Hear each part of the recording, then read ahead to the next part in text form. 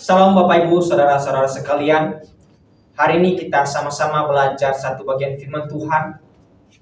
Tetapi sebelum kita belajar satu bagian firman Tuhan, kita bersatu dalam doa terlebih dahulu. Terima kasih Tuhan, sungguh besar anugerah Tuhan dalam kehidupan kami. Sebentar Tuhan, kami akan mendengarkan sebagian kebenaran firman-Mu. Allah Roh Kudus-Mu, bantu kami supaya kami bisa mengerti, memahami. Karena jika kami tidak mengerti, memahami, maka kami tidak dapat melakukan kebenaran firman-Mu ya Tuhan. Maka dari itu Allah Roh Kudus membantu kami supaya kami bisa mengerti, memahami ya Tuhan. Sehingga hidup kami seturut dengan kehendak-Mu. Yang kiranya firman-Mu dapat kami hidupi dalam kehidupan kami, sehingga kami bisa menjadi berkah dimanapun kami berada ya Tuhan. Dan ini waktu Tuhan, kami serahkan tangan-Mu dalam nama Yesus Kristus, haleluya, amin. Shalom Bapak Ibu, saudara-saudara sekalian. Kita akan belajar satu bagian firman Tuhan. Kita ambil dalam kitab Filipi pasal yang ke-1 ayat yang ke-21. Tentu ayat ini tidak lagi familiar bagi Bapak Ibu sekalian dan saudara sekalian. Saya bacakan kepada kita. Begini firman Tuhan. Karena bagiku hidup adalah Kristus dan mati adalah keuntungan. Bapak Ibu, saudara-saudara sekalian, saya mengangkat tema kita pada hari ini. Mengapa hidup dan mati dalam Kristus adalah keuntungan sejati? Pasti setiap orang atau setiap saya dan saudara, arti hidup kita yaitu mencari harta. Kita mencari harta kita terus-menerus.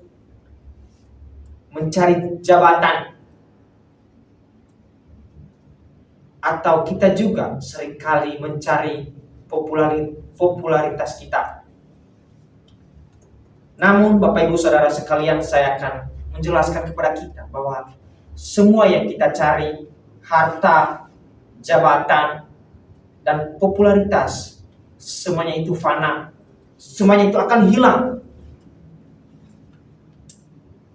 Semua yang kita cari itu akan mudah hilang Bapak Ibu Saudara sekalian.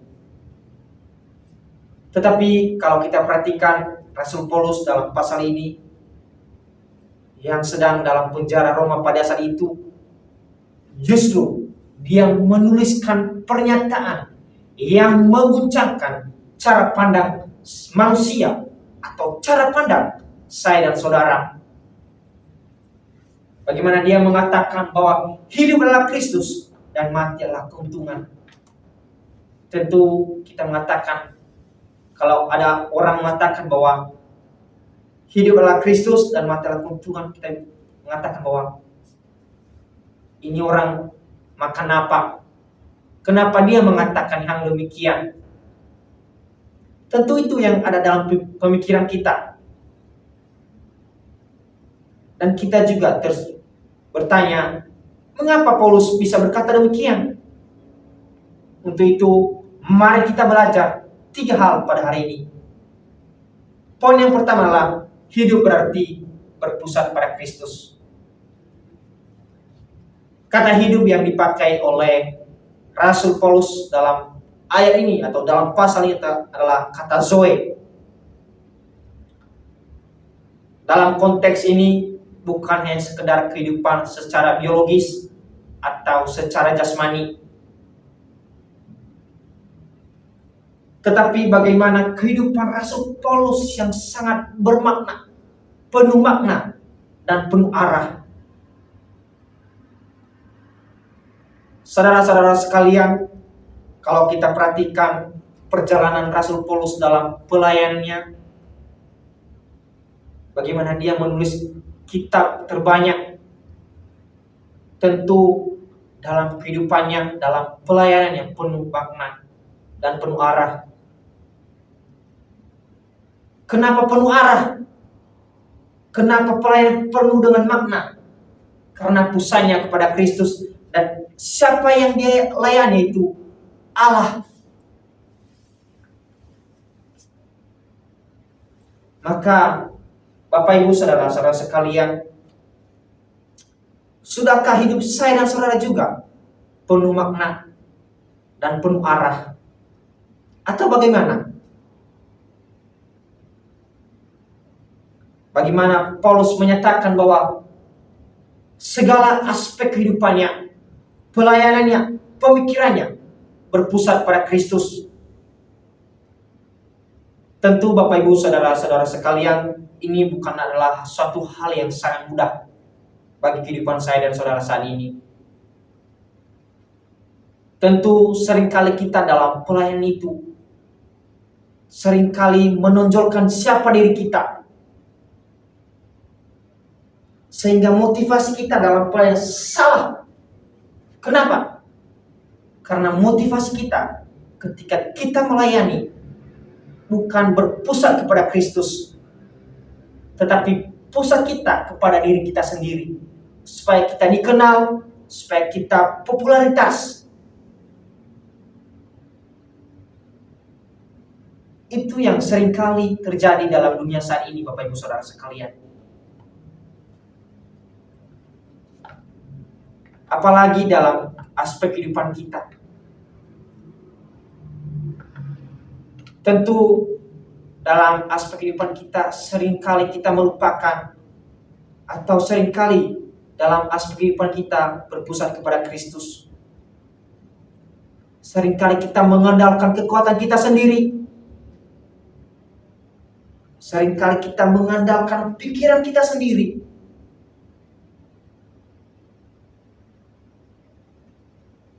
Sehingga kita dalam pelayanan, sehingga kita dalam pemikiran kita, pusatnya bukan kepada Kristus. Maka saya mengajak kita bahwa setiap aspek hidup saya dan saudara, dalam pelayanan kita, pemikiran kita, bahkan ketika kita belajar pun, pusat kita kepada Kristus. Seperti Rasul Paulus, bagaimana dia dalam pelayanannya, bagaimana dia melayani, bahkan seluruh aspek kehidupannya selalu berpusat kepada Kristus. Bapak Ibu sekalian, kalau kita perhatikannya, matahari yang menjadi pusat tata surya, kalau kita perhatikan semua planet itu berputar mengelilinginya, berputar mengelilingi matahari. Karena pusat planet-planet adalah matahari itu sendiri. Dan adakah kita pada saat ini juga mengalami hal yang demikian? Sudahkah pusat saya dan pusat saudara, hati saya, pemikiran saya, pusat kita kepada Kristus? Sudahkah pusat hidup kita kepada Kristus? Atau Kristus hanya sebagai tambahan dalam kehidupan kita?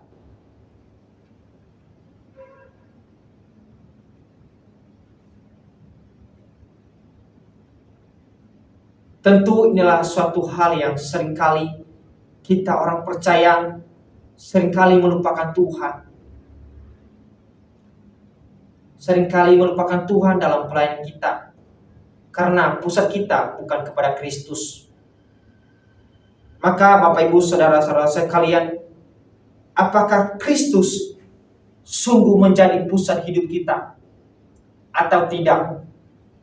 Kita tanyakan dalam kehidupan kita. Sudahkah ketika saya melayani,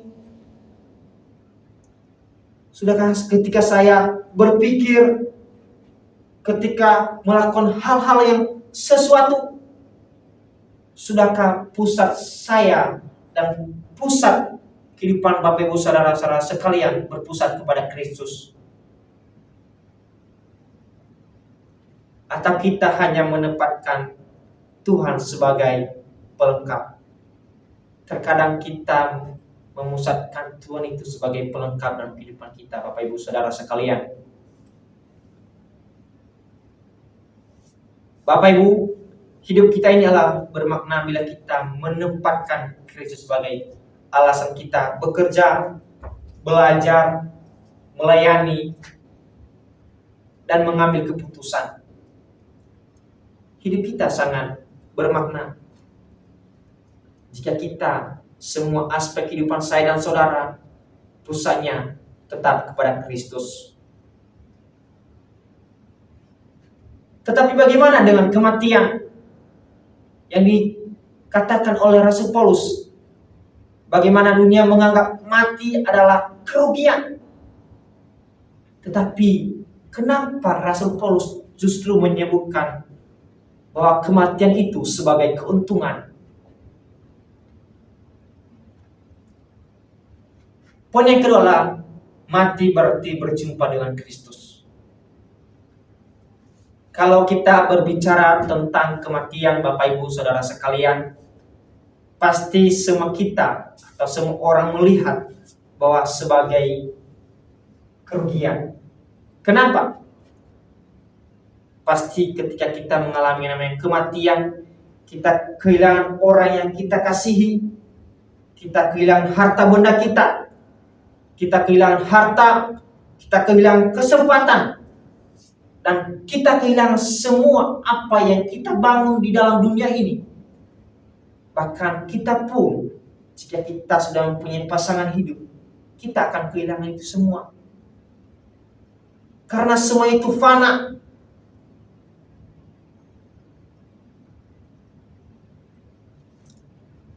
Maka itulah sebabnya dunia memandang kematian dengan penuh dengan ketakutan.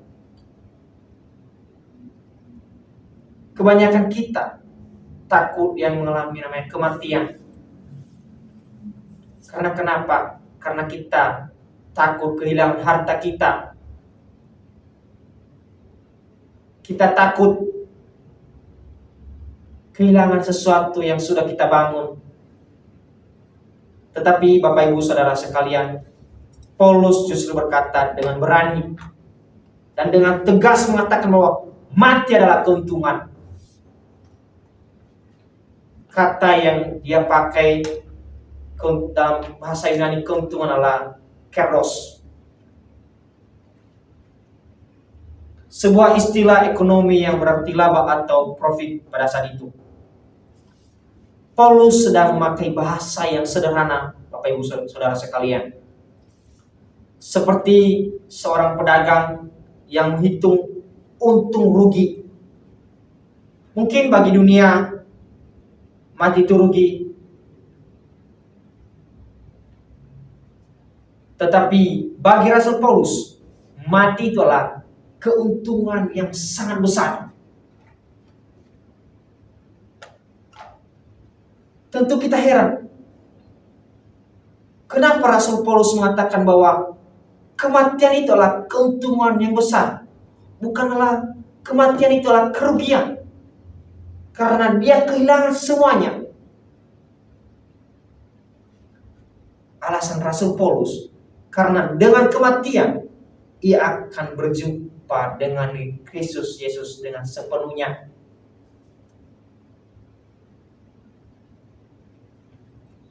Kehidupan di dunia ini, Bapak Ibu Saudara sekalian, hanya sebagai modal.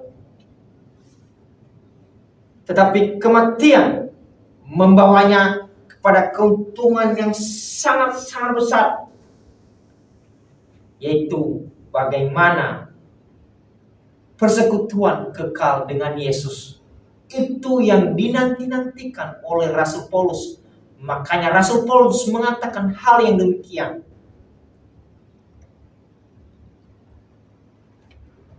Kalau kita bayangkan Bapak Ibu Saudara sekalian, seorang pedagang yang mengeluarkan modal, dari sisi kita sebagai orang awam, kita takut modal itu hilang. Tetapi pedagang itu, ia tidak sedih. Karena ia tahu hasil akhirnya. Ia akan mendapatkan keuntungan yang sangat-sangat besar. Dan demikian juga dengan kita. Demikian juga dengan kematian. Bagi kita sebagai orang percaya, kehilangan hidup jasmani bukanlah akhir, melainkan pintu menuju kepada Kristus. Itulah sebabnya Rasul Paulus bisa melihat kematian bukan sebagai kekalahan, tetapi Rasul Paulus mengatakan bahwa kematian itu sebagai kemenangan. Dia tidak mengatakan bahwa kematian itulah sebagai kerugian, tetapi dia mengatakan bahwa kematian itu sebagai keuntungan yang sejati. Inilah yang mengubah cara kita memandang hidup dan mati. Inilah yang bisa mengubah cara pandang kita hidup dan mati itu. Kalau kita sungguh percaya kepada Kristus, maka kita tidak perlu takut lagi pada kematian. Ingat, jika kita sungguh percaya kepada Kristus, jika Bapak Ibu Saudara sekalian sungguh percaya kepada Kristus, maka seharusnya saya dan saudara tidak takut menghadapi yang namanya kematian. Sebab kita tahu, jika kita mengalami kematian atau di balik kematian itu, ada Kristus yang sedang menantikan hidup saya dan saudara. Ada Kristus yang sedang menantikan kita. Dunia boleh melihat kematian sebagai kerugian. Orang-orang bisa melihat kita ketika mati adalah sebuah kerugian yang sangat besar. Tetapi orang percaya atau kita sebagai orang percaya justru mati sebagai keuntungan yang besar. Karena Tuhan Yesus Kristus menantikan kita.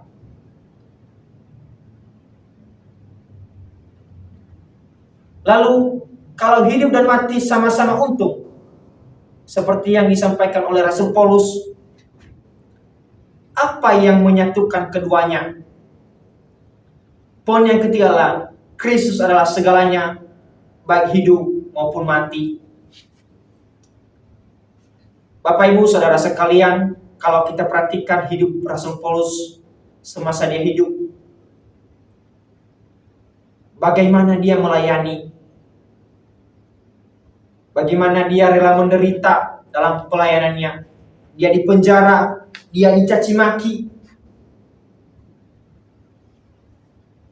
tetapi dia tidak kehilangan arah atau kehilangan fokus.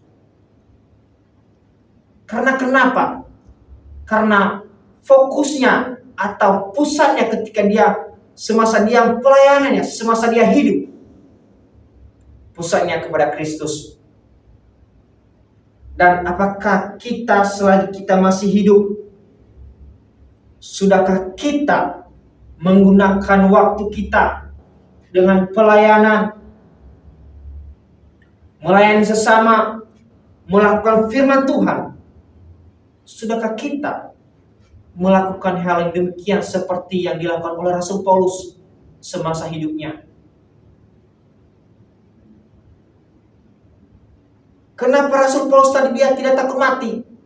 Karena semasa hidupnya semuanya berpusat kepada Kristus. Apa yang dia lakukan, seluruh aspek kehidupannya semua berpusat kepada Kristus. Sehingga dia mengalami kematian pun dia tidak takut. Dia akan mengatakan dengan tegas bahwa mati itulah keuntungan yang sejati. Maka untuk itu mari kita gunakan selagi kita hidup, kita melayani, kita mengasihi sesama, kita memberitakan Injil. Tetapi ingat juga ketika kita dalam pelayanan dalam gereja, ketika kita jadi WL, pemain musik, dan lain sebagainya, ingat fokus kita kepada Kristus. Jangan fokus kita supaya kita dipuji, supaya diri kita dibanggakan.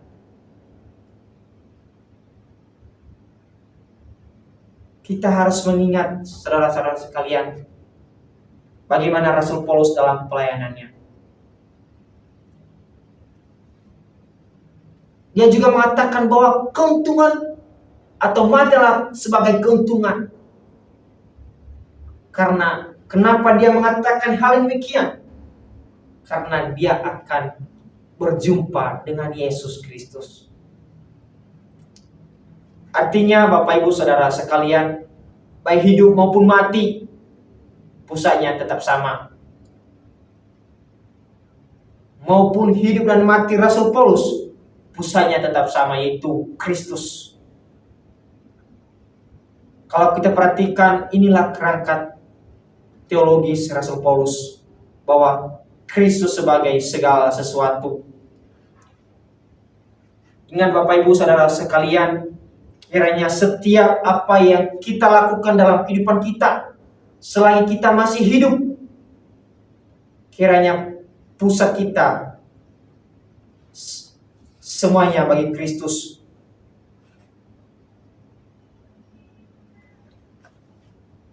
Kalau kita perhatikan sebagai sebuah koin yang memiliki dua sisi. Kalau kita perhatikan koin yang sisinya sama, namun tetap satu koin. Demikian juga hidup kita.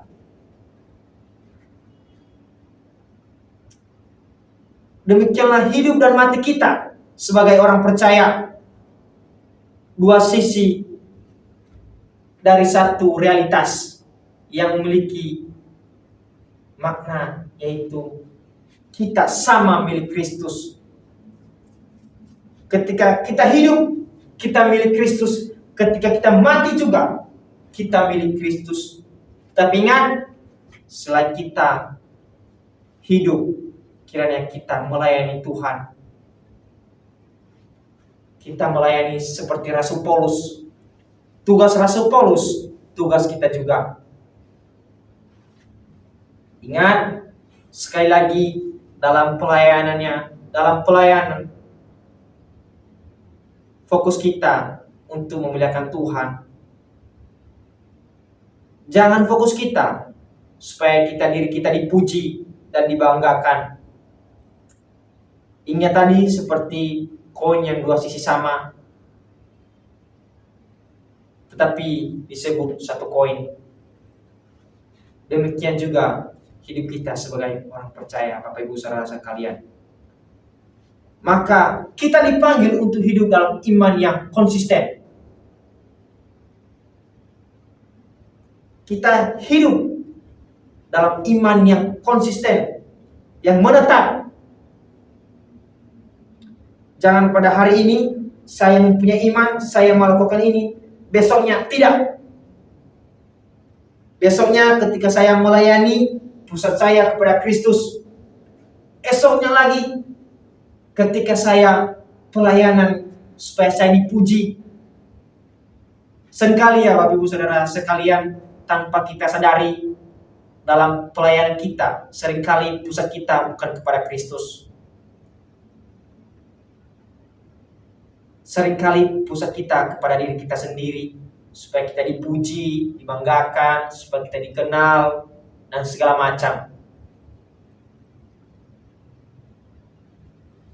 Ingat Bapak Ibu Saudara sekalian, iman kita itu harus terus konsisten, terus melayani Tuhan, terus dalam kita pelayan pusatnya tetap Kristus, bukan orang lain dan bukan diri kita. Tetapi ketika kita melayani, pusat kita, hendaknya pusat kita tetap di dalam Kristus, baik dalam suka maupun duka. Terkadang ketika kita mengalami yang namanya duka, seringkali pusat kita bukan kepada Kristus lagi. Bahkan kita sering menyalahkan Tuhan.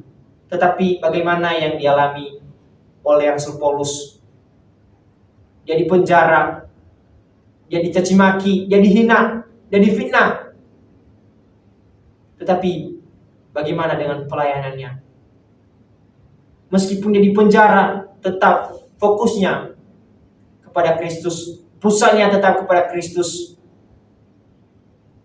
Maka mari kita belajar kepada seorang Rasul Paulus, bagaimana dia melayani meskipun dia mengalami yang namanya duka. Tentu ada kalanya kita mengeluh juga. Tetapi ingat, jangan sekali kita kehilangan fokus kita. Kiranya fokus kita maupun suka maupun duka yang kita alami, kiranya pusat kita tetap kepada Kristus. Saudara sekalian, seringkali juga ketika kita sakit, kita kehilangan fokus. Ketika kita sakit, kita seringkali menyalahkan Tuhan.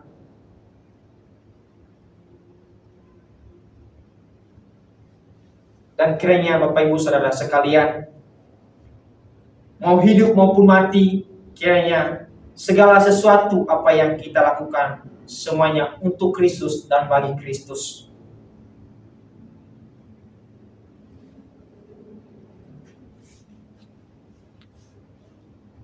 Kesimpulannya kepada kita pada saat ini Bapak Ibu Saudara sekalian, Paulus mengajarkan kita bahwa hidup yang sejati adalah hidup yang berpusat kepada Kristus. Dan kematian bukan akhir, melainkan keuntungan. Ingat, kematian bukanlah akhir, melainkan keuntungan bagi setiap orang yang percaya kepadanya. Maka selagi kita masih hidup, mari kita melayani, mari kita saling menolong dan terus memberitakan Injil.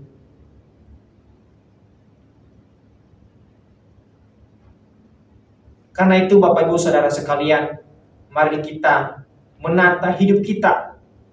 Mari kita menata cara hidup kita dengan menempatkan Kristus sebagai pusat segala sesuatu apa yang kita lakukan.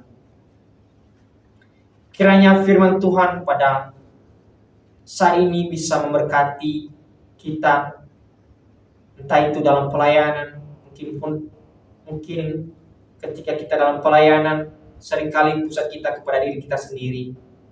Tetapi kiranya ketika kita mendengarkan firman Tuhan ini, kiranya pusat kita ketika kita melakukan segala sesuatu, bahkan seluruh aspek kehidupan saya dan seluruh aspek kehidupan Bapak Ibu Saudara sekalian berpusat kepada Kristus. Demikian firman Tuhan pada saat ini. Tuhan Yesus memberkati kita semua. Sebelum kita akhiri, mari kita bersatu dalam doa. Kami bersyukur Tuhan buat anugerah Tuhan dalam kehidupan kami. Kami sangat bersyukur jika pada saat ini kami bisa mendengarkan satu kebenaran firman-Mu ya Tuhan. Kiranya kami ketika dalam pelayanan, bahkan seluruh aspek kehidupan kami, fokus kami ya Tuhan hanya kepadamu. Kiranya fokus kami, jangan sampai kami membanggakan siapa diri kami, tetapi bagaimana orang lain bisa melihat Kristus melalui kehidupan kami. Maka Roh Kudus-Mu bantu kami, supaya kami bisa melakukan kebenaran firman-Mu ya Tuhan. Arahkan hati kami, arahkan pemikiran kami ya Tuhan. Terima kasih ya Tuhan. Kau telah juga memberkati lidah bibir hamba-Mu. Kiranya apa yang hamba-Mu sampaikan bisa menjadi berkat. Terima kasih ya Tuhan. Saya serahkan kehidupan saya dalam tangan-Mu, dan saudara-saudara sekalian juga saya serahkan dalam tangan-Mu. Kiranya Tuhan yang berkati setiap kami, dalam nama Yesus Kristus. Haleluya. Amin.